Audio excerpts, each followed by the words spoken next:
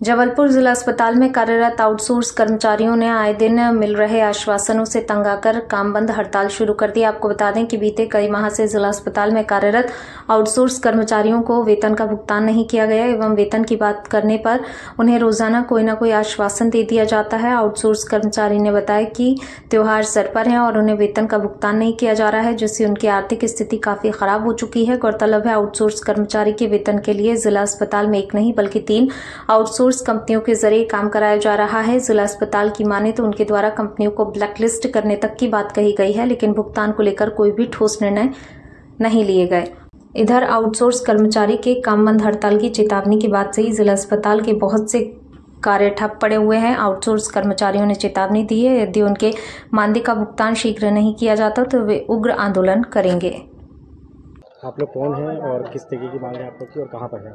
हम लोग सभी जबलपुर जिला स्वास्थ्य विभाग में कार्यरत यूपीएससी और स्वास्थ्य संजीवनी में कार्यरत कर्मचारी होंगे, जिसमें कुछ कंप्यूटर ऑपरेटर हैं, कुछ सपोर्ट स्टाफ है, जिनको विगत 3 माह से अतिरिक्त दूसरे दिन से भी यही कहा जाता है कि अगले महीने सैलरी मिलेगी, अगले महीने सैलरी मिलेगी, और जुलाई माह से अभी तक किसी को वेतन नहीं मिला है। और यहाँ तक कि मार्च माह से अभी तक किसी को पीएफ भी नहीं मिला है, ना ही किसी कर्मचारी को ईएसआईसी का नंबर दिया गया है कंपनी के द्वारा। जबलपुर स्वास्थ्य विभाग में 3 कंपनी कार्यरत होंगी। एक सिग्मा कंपनी हैगी, सिग्मा इन्फोटेक के नाम से, एक प्रकाश सिक्योरिटी हैगी, एक केवीएस सिक्योरिटी के नाम से कंपनी चल रही है। जिन तीनों के द्वारा कम से कम लगभग 250 कर्मचारी होंगे, जिनको अभी तक जुलाई माह से अभी तक वेतन प्राप्त नहीं हुआ हैगा। तो हम लोगों को अनियमितता के तहत हम लोग को मार्च माह का वेतन जून में दिया गया, मई माह का वेतन जुलाई में दिया गया, जून माह का वेतन अगस्त में दिया गया।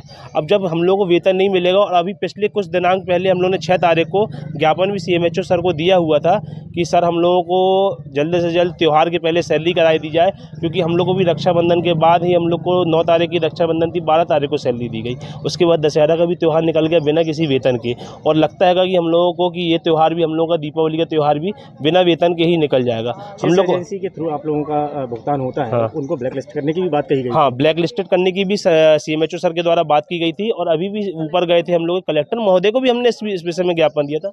उनके द्वारा भी जो पूर्व के हमारे माननीय श्री दीपक सक्सेना जी कलेक्टर साहब थे, उनके द्वारा इस कंपनी को ऑलरेडी ब्लैक लिस्टेड करके पेपर में विज्ञप्ति भी दी गई थी, लेकिन अभी तक इस पर कोई कार्रवाई नहीं हुई है। एजेंसी वाले से जो आप लोगों की बातचीत हुई है और अधिकारी की जो बातचीत हुई, उसमें क्या निष्कर्ष निकला? उसने तो तुरंत पेमेंट करने की बात भी कही। कंपनी वाले ने पेमेंट तुरंत करने की बात करी, यहाँ तक कि सीएमएचओ सर के कार्यालय में भी कंपनी के जो माध्यम से जो भी व्यक्ति आए हुए थे, उनके द्वारा यही कहा गया कि हम 15 तारीख तक भुगतान कर देंगे।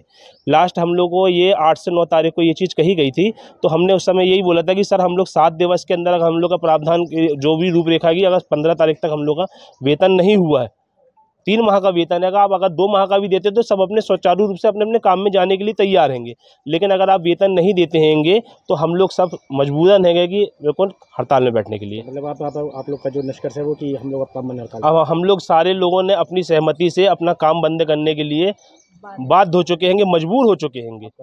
मेरा नाम दीपक कुमार है, मैं मध्य प्रदेश स्वास्थ्य विभाग संघ के जिलाध्यक्ष हूँ मैं। ठीक है,